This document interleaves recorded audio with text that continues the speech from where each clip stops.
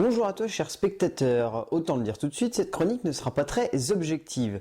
En effet, je suis un très grand fan de Paul Thomas Anderson. C'est lui qui m'a fait rencontrer le cinéma, on va dire, au sens vraiment amoureux du terme, car c'est grâce à lui que j'ai eu envie de faire du cinéma. Donc cette chronique ne sera pas très objective. Si jamais vous attendez quelque chose de vraiment détaché du film, ça ne sera pas vraiment de moi qu'il faut l'attendre malheureusement. Mais parlons-en quand même. Inherent Vice de Paul Thomas Anderson. L'histoire de Inherent Vice, c'est celle de Doc, un détective privé qui un soir voit son ex-petite amie Shasta débarquer dans son appartement. Celle-ci va lui demander de l'aider à empêcher son amant d'être envoyé dans un asile de fous par sa femme et l'amant de sa femme. En parallèle, il va avoir affaire à un policier Bigfoot qui va essayer en même temps de l'aider dans son enquête et en même temps de mettre du bâton dans les roues. En même temps, il va devoir en parallèle retrouver un homme qui s'appelle Coy, qui est marié à une femme qu'il a dû quitter car il avait des ennuis avec une certaine organisation qui s'appelle la Cornée d'Or. Enfin bref. C'est compliqué de résumer Inherent Vice parce que c'est une histoire qui part dans tous les sens, au sens propre du terme, et c'est ça certainement qui fait la grande force du film. Paul Thomas Anderson, c'est un des cinéastes indépendants américains les plus importants de ces 20 dernières années. Il a livré des œuvres aussi extraordinaires qu'intenses. La dernière en date avant Inherent Vice, c'était The Master, qui avait énormément divisé par son sujet, qui traitait notamment du créateur de l'église de Scientologie de manière indirecte, mais voilà, ça parlait quand même de ce personnage-là, ce qui avait beaucoup divisé parce qu'en même temps le film était puissant et en même temps beaucoup de gens le trouvaient trop vague dans son traitement du personnage. Pour autant, ça restait un très grand film esthétique et une très grande œuvre narrativement parlant. Avant cela, il avait réalisé un bon nombre de films, parmi lesquels on retient surtout Boogie Nights, Magnolia, Punch Drunk Love et There Will Be Blood. Ses films les plus importants. There Will Be Blood ayant permis notamment à Daniel Day-Lewis de remporter un autre Oscar du meilleur acteur. Et ces films en général étant des films à acteurs, c'est surtout en ça qu'on retient Paul Thomas Anderson. On le retient surtout comme un grand héritier du cinéma de Robert Altman, qui l'a beaucoup influencé et que Paul Thomas Anderson a secondé sur le tournage de son tout dernier film, The Last Show, où il était très malade et Paul Thomas Anderson s'est retrouvé bombardé premier assistant réel parce que la Warner avait pas envie de laisser Robert Altman tout seul derrière les commandes et il trouvait que c'était lui qui était le plus à même de reconnaître en même temps son œuvre et en même temps de continuer dans une certaine lignée le film si jamais Robert Altman devait mourir. Résultat donc, revenons un peu sur Inherent Vice. Inherent Vice c'est donc son dernier film qui n'a pas forcément eu un grand écho autant public que critique. C'est un film qui, voilà, est simple, est direct, peut-être trop détaché de son cinéma d'avant dans le sens où il est très excentrique, très barré. Et ça a un peu perturbé beaucoup de monde, notamment les spectateurs qui s'attendaient pas forcément à ça, qui trouvaient ça encore plus barré que The Master, qui déjà au niveau narration était quand même assez explosé. Là, clairement, Inherent Vice, on a un degré supérieur. Donc, Inherent Vice est écrit par Paul Thomas Anderson et adapté d'un roman de Thomas Pynchon, un auteur, on va dire un peu gonzo, d'une certaine vague gonzo d'auteurs américains.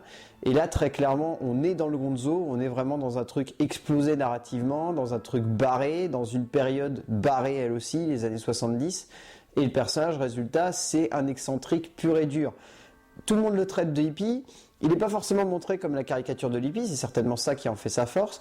Et surtout, il est montré comme un personnage simple et qui déambule dans un monde qui semble plus fou que lui. Et déjà que ce personnage-là semble être fou, le monde qui l'entoure est encore plus déjanté, encore plus barré.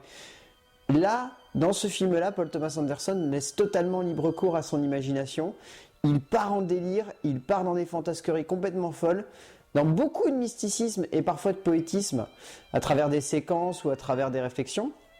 Un point qu'il arrive à aborder de manière assez subtile, c'est la voix off à laquelle il arrive à donner beaucoup de sens. La voix off, c'est une des meilleures amies de Doc qui s'appelle Lege, qui vient comme une petite voix ramener un petit peu Doc sur Terre quand il commence à partir un petit peu n'importe comment. Beaucoup de subtilité et d'élégance dans cette voix off, c'est certainement ça qui fait la force de la narration du film, parce que résultat, cette voix off, Elle apporte beaucoup de dynamisme et beaucoup de sincérité à beaucoup des actions du personnage qui pourraient sembler complètement fantasques et loufoques. On peut reprocher à la narration d'être trop éparse et de ne pas avoir vraiment de climax ou même de montée dramatique. C'est un peu ça qui fait défaut au film et que beaucoup de critiques ont l'air de pointer du doigt. C'est son manque, on va dire, de rebondissement. Les rebondissements, ils sont présents, mais l'intérêt du film va au-delà. On veut, et on sent que Paul Thomas Anderson veut nous faire suivre cette histoire comme si on était dans un trip avec le personnage central. Et donc, dans ce cas-là, le film est un climax constant. Ce qui en soi marche, mais peut perturber énormément de spectateurs qui trouvent que résultat, Paul Thomas Anderson se suffit à lui-même et semble juste se reposer sur ce qu'il a fait avant et montrer son film comme quelque chose voilà, de jeté, où il n'y a pas de travail narratif, ce qui n'est pas du tout le cas. Et de ce point de vue-là, il y a quand même un travail énorme de la part de Paul Thomas Anderson au niveau de la narration, et c'est vraiment réussi. C'est vraiment ce qui fait la force du film. Au-delà de ça, il y a vraiment une construction des personnages qui est vraiment élégante. Il y a un tableau de personnages et de caractères absolument jouissifs qui sont montrés tout au long du film. Et de ce point de vue-là, ça fait la force du film. Évidemment, si on doit parler de Paul Thomas Anderson, il faut parler d'esthétique. Là, il a très clairement mis la barre, encore une fois, très très haut. Il sait que le cinéma des années 70, on s'y référence souvent pour son esthétique pop et pour ses couleurs flashy. Là, résultat, on n'a que ça tout le long du film et c'est extraordinaire. Les couleurs sont flashy et travaillées, elles sont subtiles et élégantes, elles sont pop et arty, ça rend vraiment bien, ça esthétise énormément le film et ça marche du feu de Dieu du début à la fin. C'est absolument extraordinaire. En plus de cela, il utilise une caméra assez simple, mais il tourne encore en pellicule. Thomas Anderson est un des rares à encore tourner en pellicule. Et résultat, ça donne un grain particulier au film. Et là, ça nous replonge presque encore plus dans les années 70. Ça renforce cet aspect-là. Et résultat, on se sent complètement immergé dans cette période-là. Ça rend vraiment bien. Le grain de la pellicule est vraiment excellent. Il apporte beaucoup d'esthétisme au film. Pareil pour la pellicule en elle-même qui apporte beaucoup de grâce et beaucoup d'intensité à l'image. Mais ouais, dans l'ensemble, l'esthétique d'Anderson, encore une fois, on est dans du plan séquence très régulièrement, même constamment presque. Il utilise énormément de travail, de longueur sur les plans. Il laisse beaucoup de place aux acteurs et de ce point de vue-là, ça rend vraiment bien. C'est ce qui fait la force du film, tout simplement. C'est le fait de laisser la place aux acteurs et de les pousser par la mise en scène et par les plans séquences à se lancer le plus loin possible dans ce qu'ils pourraient raconter sur leur personnage. Et ça marche vraiment, vraiment bien. C'est vraiment super fun. Et puis enfin, il y a le casting. Donc pour la deuxième fois, Paul Thomas Anderson retrouve Joaquin Phoenix. Joaquin Phoenix qui joue vraiment bien, qui est vraiment excellent dans le personnage de Doc, qui en même temps est loufoque et en même temps très lucide et apporte énormément de subtilité et d'élégance à ce personnage-là. Dans beaucoup de scènes qui auraient pu perturber, il apporte ce côté très terre-à-terre qui renforce l'aspect dramatique du film. Et après, il y a tout le casting secondaire qui est assez compliqué à brasser. En gros, Benicio del Toro, Josh Brolin, Owen Wilson, Martin Short, Reese Witherspoon.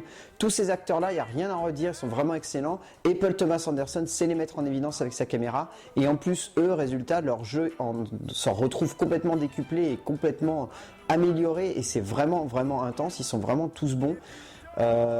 Martin Short aussi, qui comme un petit personnage secondaire... qui a à noter parce que vraiment son personnage ressort de l'ordinaire, il est vraiment fantasque, il est vraiment loufoque, il est délirant et il donne lieu à une scène qui est complètement jouissive et à mourir de rire. Et la révélation du film, Catherine Waterstone, qui campe le personnage de Shasta, qui est vraiment belle, qui apporte beaucoup de grâce au film, en même temps beaucoup de subtilité, en même temps beaucoup de fantasquerie. Son personnage est en même temps décalé et en même temps... elle compense le côté, on va dire, ouvertement délirant du monde qui entoure Doc. Et elle ramène un peu à terre et c'est vraiment émouvant. Dès la première scène, on sent cette sincérité se dégager du personnage. C'est quasiment elle qui ouvre le film, c'est elle le premier personnage qu'on voit à l'écran après Lej qui s'introduit en tant que narratrice. Et dès le moment où elle s'introduit, elle apporte quelque chose, elle apporte une beauté, une douceur et une tendresse au film qui est vraiment émouvante. Donc ouais, Inherent Vice, c'est un film à voir absolument en salle. Malheureusement, il n'est pas très bien distribué quand même, comme toujours.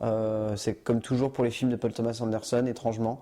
Mais voilà, il vaut largement le coup d'être vu en salle. Il est vraiment, vraiment bon. plein de peps, plein de dynamisme, pop, arty, vraiment fun. Enfin ouais, c'est vraiment un film, c'est un incontournable de ce début d'année, c'est clairement à voir. Mais ouais, mauvaise distribution, à tort sûrement, mais voilà. C'est quand même un film à voir en salle. Inherent Vice de Paul Thomas Anderson.